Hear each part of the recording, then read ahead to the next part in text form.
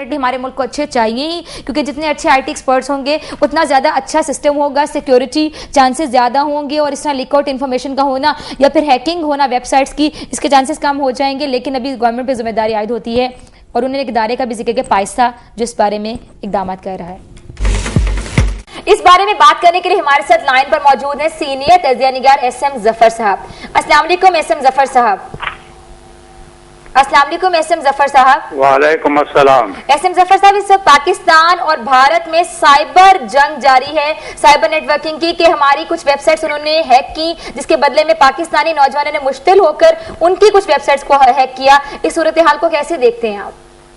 ये लफ्ज जंग अभी आपने बहुत जल्द इस्तेमाल कर दिया आम इस्तिलाह के तौर पर। ये दो नौजवान तबके, जो नौजवान नस्लें हैं भारत की और पाकिस्तान की, नई टेक्नोलॉजी में अपने अपने हुनर को आजमा रहे हैं और सबकत ले जाने की कोशिश कर रहे हैं। ये बिलाखिर कानून के हदूद में आ जाएंगी, तो ये जंग नहीं है, ये कोशिश। और साइबर का एक मामला बड़ी नई टेक्नोलॉजी है, नया शोल है। शोल का लफ्ज भी जरा मेरा ख्याल है, जिस तरह आपने जंग का लफ्ज इस्तेमाल कर दिया, मैं शोल का लफ्ज भी ज्यादा ही आसान इस्तेमाल कर रहा हूँ।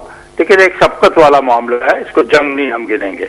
लेकिन एसएम जफर साहब, इसे आईटी रेवोल्यूशन है, मैंने तो इस सेंस में इसको साइबर वॉर का नाम दिया है कि डेफिनेटली एक मुल्क की वेबसाइट को, गवर्नमेंट लेवल की वेबसाइट को हैक करना, फिर उसके बाद इंडिया का ये इल्जाम कि हमारी भी सीबीआई की वेबसाइट को हैक कर लिया गया है। अब पता नहीं ये हकीकत है या उनका कोई ड्रामा है बदले में अपने आप को सेव करने के लिए। और उसके बाद पाकिस्तान जिंदाबाद नारे लिख देना। दोनों तरफ को अपने अपने साइबर इंतजाम बेहतर करने पड़ेंगे, अपने कोडिफिकेशन बेहतर करनी होगी।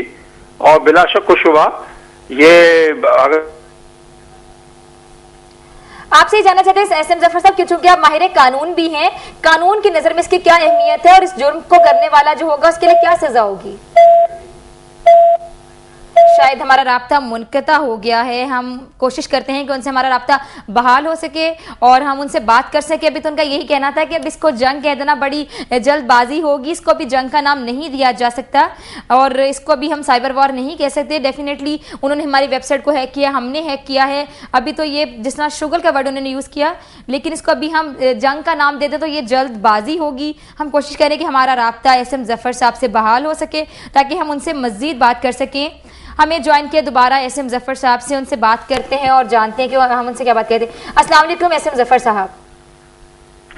आपसे हमारा राब्ता मुनक़ता हो गया था। हमारे मुल्क में तो अपना एक कानून है जी जी साइबर लॉ के मुतालिक जी जी, और उसमें जो भी इन्वॉल्व हो, चाहे किसी मुल्क का भी शहरी हो, उसके खिलाफ पाकिस्तान भी एक कार्रवाई कर सकता है।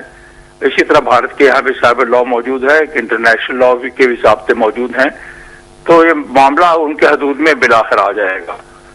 फिर तो आप इसको यूं समझें, दोनों जानिब से अपने अपनी इख्तिरा की एक कश्मकश हो रही है।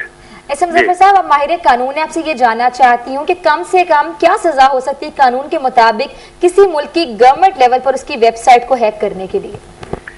ये हमारे अपने कानून के मुताबिक तो जुर्म करार दिया गया है जी जी, लेकिन जब ऐसा होगा तो उसे अगर वो दूसरे मुल्क का बाशिंदा हो उसको कैसे लाया जाएगा, वो तो फिर इंटरनेशनल लॉ और उस एक्सट्रेडिशन कानून के मुताबिक की बात हो सकेगी। इन कुछ ना गुंजाइशें मौजूद हैं, लेकिन वो अभी पूरी तरह वाज़ेह नहीं है। मैं समझता हूँ और मुझे यकीन है कि बहुत सारे लोग इस मामले पर गौर फिक्र कर रहे हैं कि इसके लिए कोई इंटरनेशनल ट्रीटी और इंटरनेशनल लॉज बनाने की जरूरत है। गैप्स मौजूद हैं जिनको फिलअप करना होगा। ये तो चले कानून की बात है, माहिर कानून है, लेकिन आप एक सीनियर तजिया निगार भी, उसी से मैं आपसे एक सवाल पूछना चाहती हूँ कि आपको नहीं लगता कि कुछ ऐसे एलिमेंट्स भी इसमें मुलविस हो सकते हैं जो दोनों ममालिक की दुश्मनी का फायदा उठा रहे हैं, या दोनों ममालिक की जो दुश्मनी है उसको गहरा करना चाह रहे हैं, इनको लड़वाना चाह रहे हैं?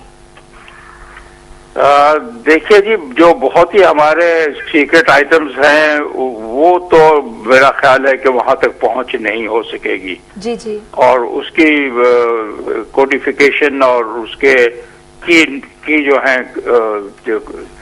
जिसको कहते हैं कि की नोट्स, वो बड़े मुश्किल होते हैं मालूम करने।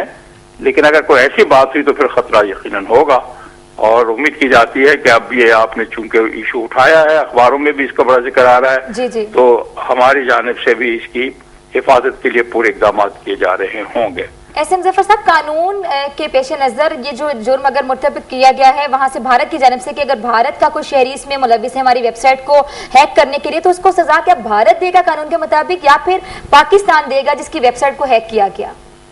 कानून तो पाकिस्तान का ही इस्तेमाल होगा, लेकिन उसको एक्सट्राडाइट करना जो होगा वो पाकिस्तान और भारत के दरमियान मुआहदे की वजह से हो सकेगा, वरना मुश्किल है। अच्छा, ये भी कौन सा सेक्शन और आर्टिकल इस पे अप्लाई किया जाएगा?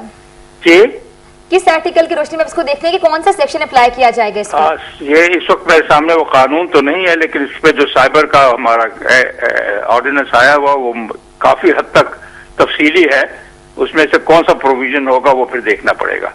अच्छा, ये भी आपसे जानना चाहते हैं कि अब ये चूंकि पाकिस्तान और भारत की जो दोस्ती है उसके लिए तमाम कोशिशें कर रहे हैं और ये भी कहा जाता है कि जो नई नस्लें हैं वो दोस्ती की तरफ बढ़ेंगी, वो तमाम जो पुराना जो बुग्ज है वो तमाम दुश्मनी खत्म हो जाएगी, लेकिन अब जो सूरत हाल क्रिएट हुई है उससे आप कैसे देखते हैं पाकिस्तान और इंडिया के जो आगे के ताल्लुकात हैं? मैं बड़े हद तक इस मुखासमत को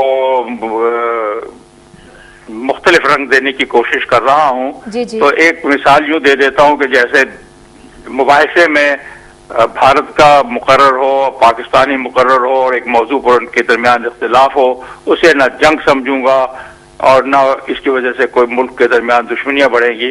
ये इस वक्त इसको इसी सतह पर मैं देखना चाहता हूं और उम्मीद करता हूं कि कानून इसको अपने हदूद में ले लेगा और दोनों मुल्क इस मामले में कोई आपस में एग्रीमेंट भी कर सकेंगे और इस मसले को किसी न किसी वक्त आपस में इत्तेफाक करके तय कर लेंगे। एसएम जफर साहब, आपने अभी यही फरमाया कि मीडिया भी इस बात को उठा रहा है और खबरों में भी आ रहा है, अखबारों में भी आ रहा है, लेकिन पाकिस्तान के मीडिया ने तो अब इसको उठाना शुरू किया, लेकिन इंडियन मीडिया जो है वो इसको ज्यादा हाईलाइट कर रहा है कि पाकिस्तान जिंदाबाद का नारा लिख दिया गया और इस तरह की बातें। तो इसको कैसे देखते हैं सूरत हाल को आप?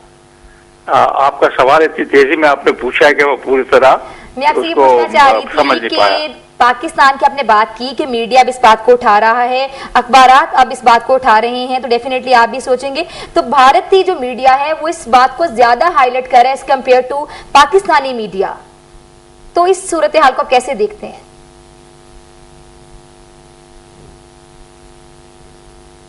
एसएम जफर साहब मुझे सुन पा रहे हैं? शायद हमारा राब्ता मुनक़ता हो गया, उनको हमारी आवाज पहले भी नहीं जा रही थी, वो मेरे क्वेश्चन को नहीं सुन पा रहे थे। उनसे हमने जितनी बात की उनका यही कहना था कि जो साइबर लॉज होते हैं, डेफिनेटली लॉज होते हैं हर कंट्री के लिए, इस तरह साइबर के लिए भी जो हैकिंग के लिए भी लॉज बने हुए हैं, उनको मजीद मजबूत भी किया जाएगा। और उनका ये कहना था कि दोनों ममालिक को इस्लाह की ज़रूरत है और ये जो है ये इशू बहुत बड़ा नहीं है, लेकिन मीडिया ने अखबारात ने उठाया है तो डेफिनेटली तजिया निगार भी इसको सोच रहे हैं इस बारे में बात करने का। और ये जो सीक्रेट आइटम्स होते हैं इन तक पहुंचना बहुत आसान नहीं है, पाकिस्तान के जितने भी सीक्रेट्स हैं बहुत ज़्यादा हाई लेवल के वहां पर नहीं पहुंच सकते। वो इस बात को इतना ज़्यादा सीरियस नहीं ले रहे थे क्योंकि सबका ये सोचना है, हमने जिससे भी बात की आज के प्रोग्राम में जायज़ा लिया इस अहम इशू का कि जो नेटवर्किंग या साइबर जो क्राइम है या जो हैकिंग हो रही है वेबसाइट्स की, वो बेसिकली इशू क्या है, कैसे होती है, कहाँ से होती है। हमने लाइन पर लिया सॉफ्टवेयर इंजीनियर्स को, नेटवर्किंग एडमिनिस्ट्रेटर्स को, इसके अलावा हमने बात की सीनियर तज़्ज़ियाकार माहिर कानून एसएम जफर साहब से, और हमने बात करने के बाद अमार जाफरी साहब से भी हमने बात की जो कि साइबर क्राइम जो पाकिस्तान में उसके कानून के बानी हैं और प्रोजेक्ट डायरेक्टर रह चुके साइबर क्राइम डिपार्टमेंट FIA के। इन सब का यही कहना था कि ये जो बात हो रही है नेटवर्किंग की, इनकी मुतफिक राय तो ये थी कि ये एक मतलब जिस तरह बच्चों का खेल होता है या हैकिंग इज़ अ फन, उन्होंने इस तरह के वर्ड्स का इस्तेमाल किया। और एसएम जफर साहब ने भी शुगर का वर्ड यूज़ किया कि ये जिस तरह बच्चे होते हैं वो एक साइकी होती है। हमने साइकेट्रिक पॉइंट ऑफ व्यू से भी क्वेश्चन पूछा उनसे, तो उनका यही कहना था कि साइकोलॉजिकली चीज़ एग्जिस्ट करती है कि जो एक्सट्रीमिस्ट होते हैं वो खुश होते हैं अपने किसी टैलेंट को शो करके, डजेंट मैटर कि वेदर इट्स पॉजिटिव और इन नेगेटिव टैलेंट, लेकिन वो उस टैलेंट को जब यूटिलाइज करते हैं तो वो इसको एक फन समझते हैं और इसमें वो बड़ा खुशी का इजहार करते हैं और उनको मेंटल सेटिस्फेक्शन होती है। डेफिनेटली साइकोलॉजिकली एक इफेक्ट होता है उन पर, उनके दिमाग पर। और उनका ये कहना था कि एक नॉर्मल इशू है, ये बहुत बड़ा इशू नहीं है और इससे डेफिनेटली हमारे सीक्रेट आइटम्स तक वो नहीं पहुंच सकते। आज के प्रोग्राम का वक्त यहीं पर खत्म होता है। अपने मेजबान फिजा खान को दीजिए इजाजत। कल मिलेंगे सेम टाइम सेम चैनल। अपना बहुत ख्याल रखिएगा। अल्लाह हाफिज़।